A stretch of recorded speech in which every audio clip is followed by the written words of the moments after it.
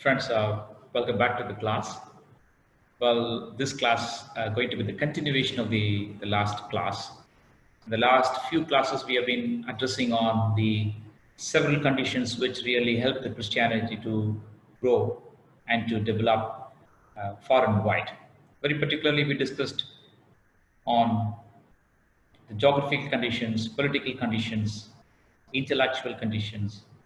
Then we recently started discussing about the socio-moral conditions and cultural condition. Okay, this class going to be the continuation of the cultural condition, and I have already have some slides for the class to have look upon that particular slide. Now, we have already looked at the cultural condition, like the emperor reigned supreme. Okay, so the Roman government plays a vital role of supremacy, right? So the ownership of the land was a principal source of social standing and wealth. Okay, wealthy education and ability had a big influence. So when we talk about the cultural condition, the social standing and the wealth played a vital role. Education and ability played a vital role. Okay. Now, the common or free citizens were classified as citizen, residents, transients, and rural flock, which I discussed already. And slavery was a very common, which I discussed and said in the last class. Slavery was a thing. It's a thing. It's not a person. It's an object. Okay. And the client and relationship, like inferior and superior relationship, made to create a lot of divisions or tend to create a big blank or a gap. Therefore, this created a confusion. This created some pathway in which several people to think about freedom of people. Freedom of people. Okay, this all we discussed in the last class. Today we discussed about Rowan's life was a systematic way of life. They have a very systematic life of life. Okay, for example, it says they have a certain culture like 4 meals a day, a twice juice, and Jews twice. So we have a cultural differences that you have to see in terms of, see, men wore tunics where a shirt like extending from the shoulder to the knee and to the belt and the girdle around the waist. So this is a style, food system and the dress code system. This is all a very different, very systematic life. See, look at the women. Women wore a short tunic as undergarments and an outer tunic reaching down to the feet. The culture was Greek.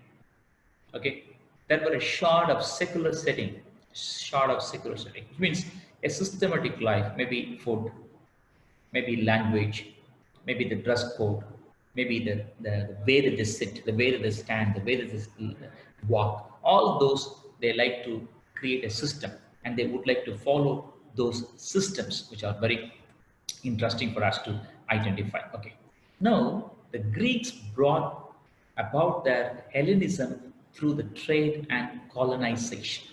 See, the language or the culture is being influenced, like the people are being influenced by the Greek culture or Greek cultural manifestations or Greek cultural extension or Greek cultural phenomenon. Okay, therefore, the trade and colony was very strong, and the Greek played a role in terms of this trade and colony. And people also would like to engage into the process of letting this language or letting this culture, letting this trade journey to be intermingled with their life. So this makes a great difference. Probably the question that you put forth at this juncture, how this cultural condition would give us a way in which we to think about the growth and the development of Christianity. Well, answer will be given to you very shortly as you look at this particular slide and some more points on it. Okay, look at this second point here. Greek became the lingua franca, meaning a common language where people try to communicate. The Alexander and his soldiers brought Oriental culture into Grecian world, meaning the language that is being spoken or the culture in which they were trying to or the culture in which they are trying to exercise or trying to pass to one another with is all about this particular kind of a Greek influence. Okay, see, attending Greek theaters, taking up the Greek fashion and style, removing the marks of circumcision, and exchanging the Hebrew for Greek names became a part of Hellenization. You understand the influence of the Greek culture. People would like to take away one of the marks which are important as far as the Jews' customary acts are. After having known that, they would like to remove the circumcision mark simply because of the influence that they are already been to a Greek and its manifestation in terms of name, in terms of fashion, in terms of style, in terms of their joining with a group of people and have fellowship and share the fellowship and share the relationship, being with the theater too. So this all are very clear identification for us to know that this group of people, maybe Jews, would like to embrace a Greek philosophy, Greek understanding. So with this particular note, the cultural influence had been very clearly seen in the last part. But today, and this particular slide, in particular session, the one of the very important session for the class is about a social and moral condition. Social and moral condition. See, we put an end to the cultural condition saying people are almost influenced. One of the important marks of uh, Jew is about circumcision mark. They were willing to change that particular mark and being with the people. That was the one of the important. Now, let's discuss about the social moral condition. There was a well-defined social stratum in Rome society. I already explained Rome had a very, very strong structural setup, and they would not like to compromise with the structural setup. So, the well-defined social stratum in Rome society, the aristocrats and officials live in luxury, and the poor and slaves lived in misery. See, the nobles, the high officials live with all kind of sophisticated life, and the poor and slaves started to live a life which is known to be poverty, a culture known to be poverty, meaning only two groups, high class and the low class. A social and the moral system still help us to understand different uh, views. Okay, there was no middle class. There was a great divide. Among the Jews, there was a difference, an attitude of hatred toward the tax collectors. Okay, among the Jews, there was a difference, an attitude hatred towards the tax collectors. So there is a group in which you see high and low. There is no middle path. This is one thing. And the second important thing that you have to identify is this, which is there is no differences in terms of identifying the I class. But there is one particular hatredness towards the tax collector in the midst of Jews community. Okay, slaves outnumbered freemen in the Roman Empire. Slaves are more enormous. Criminals, debtors, and prisoners of war were condemned to slavery. If they're a criminal, you are going to be a slave. You are a debtor, you are going to be a slave. If you are a prisoner, you are going to be a slave. It's finished. So you get a lot of people to be a slave, and there is no life after which. So important things you have to identify. Okay. The next important thing here you have to see a rich and the wealthy used to display their grandeur. See, people are being identified with the things that they have. So, the house that they live to, the car that they used to, the mobile that they used to, the laptops that they used to, isn't it? So many things, the dress that they wear too. So, people are being identified. Now, the rich and the wealthy would like to see, would like to show that they are rich, that they are superior, that they are higher than anybody else. That's the basic idea. So it's a kind of outward manifestation, which is willingness, and also this is the character in which they are living together. So the banquets and entertainment are part of life. Isn't that? Banquets and entertainment is a part of life. Paul also wrote about the presence of slaves in the Christian homes. Paul was very particular writing about the slaves, and the slaves, those who are in a Christian home. Though you are a Christian and still you have some slaves, and Christ is a liberator, and Christ gives freedom. That's what he talks about.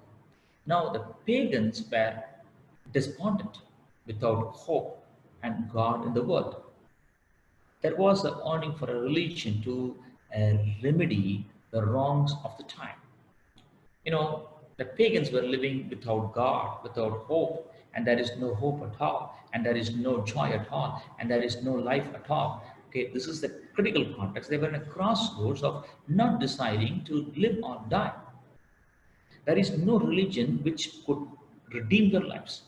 There is no religion that talks about the truthfulness of life and faithfulness of life and moving them to wrong path to the correct path. Falsehood to hope, fallen stage to the fruitful stage.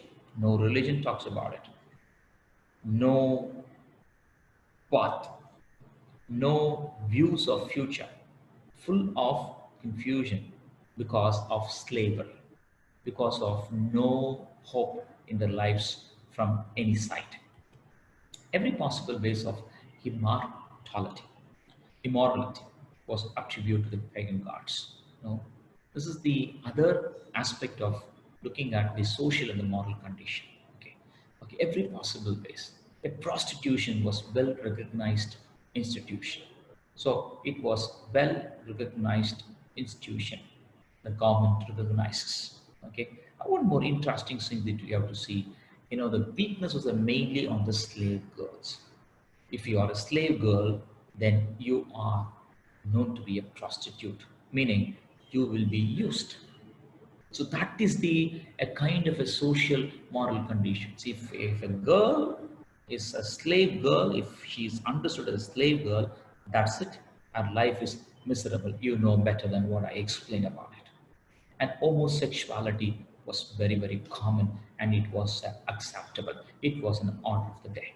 Some of the things I would like to say. The execution of Bombay also revealed some absence painting on the wall of house showing the immorality of the time. You see the immoral nature, a kind of a nude pictures used to be drawn on the walls of their home so that they will be having a kind of pervasive life, a kind of life that all the times give them a kick, all the times give them a kind of a image that they have to engage in some kind of a sexual activity all the times. So this kind of a lifestyle they live to, okay, there was no difference. You should understand. You should point out this. There was no difference in a sister, wife, or whatever. You got it? So the immoral nature, a sexual nature, was so strong that if they are in a place where fully drunk and they don't recognize who is the mother, who is the sister, and who is the wife. Such, even if they have a illegitimate relationship, they don't consider illegitimate relationship because they don't use the word as illegitimate as far as the sex is concerned. Whether whether a sister or a daughter, whether a wife or mother, whatever. Divorce was very easy and frequent. Divorce was very easy and frequent. Everyone heals their own lust. And there is no secret. There is no secret, meaning if you want to have any kind of physical relationship, you don't look forward to have a very secret place. That's the world that they lived. You understand what I mean to say, right? A social moral condition was one of the strongest point there. Murder was common. You know, if you would like to harm anybody, you will able to do it. There is no point. No need to worry about it. Paul also judged on the Gentile mortality. See, this is a social moral conditions. May I explain a little more about it?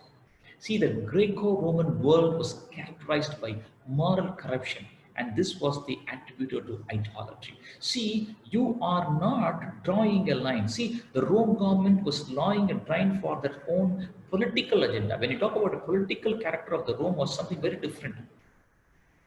They have a very standardized rules and regulation. There is no substandard rules for them. But when it comes to the moral, when it comes to social life, it was something very, very different. So this moral corruption, a corrupted thought, led them to have a point where engage into all kind of process, and because they are engaging into all kind of process, what happens is they are trying to engage into the a kind of idol, a kind of an idolatry. Everything comes to the place of idols. Idolatry was very common. However, there were some people, philosophers, who attained high morality, moral life. They want to personify as a moral person, and also they want to sign in to the intellectual truths. Intellectual truths. So, in the midst of this, there were some like-minded people who would like to embrace philosophical, intellectual truths. So you need to understand it was a coexistence of immoral pleasures and virtuous truth and philosophy. So there were some philosophers, there was some intellectual pursuit. Other side of the coin, there was an immoral pursuit, immoral manifestation. So this goes together. This goes together. So, my dear friends, we are going to come to an conclusion of our particular class. May I take you to some of the previous slides so that you might understand what am I really talking about. See, you may remember in the last few classes we were discussing about this particular thing. Okay, the conditions like the geographical conditions and political condition and intellectual condition, religious condition, cultural condition, and moral and the social condition. These conditions had really prepared uh, uh, for the church to grow and to develop. So you have to think in this way, GPI RCS. So I may say GPI RCS. G stands for geographical, and P stands for political, I stands for intellectual, and R stands for religious, and C stands for cultural, and S stands for social. Okay, so GPI RCS. You can keep these things in your mind so that in days to come you will able to identify these things. Okay, the next class I will be teaching about the nations. I made three nations. Very particularly, I will be discussing about three important things. One is about Rome, another one is about Greek, and another is Jew. Okay, so the next class I will be talking about the three important nations, meaning the Jews context, how the Jews context really helped for the growth of Christianity. And again, I'll be explaining about the Greek culture once again in a different way. And again, the third one is very important for us to identify about the Rome nation, okay, the Rome government. Okay, I will be talking about that. That would be the next session. After which we will try to see how the church developed in the midst of persecution. Okay, after the Rome, you will understand in the AD 64, the Nero comes into existence, and Nero starts to challenge the Christianity because of a lot of reasons, and we'll be discussing about those reasons for the class, and that will be more interesting for us. Okay, friends, with this note, I would like to end up the class with this particular idea, and expect some new things that we'll be teaching in the next class. So God bless you. God be with you. Thank you for listening.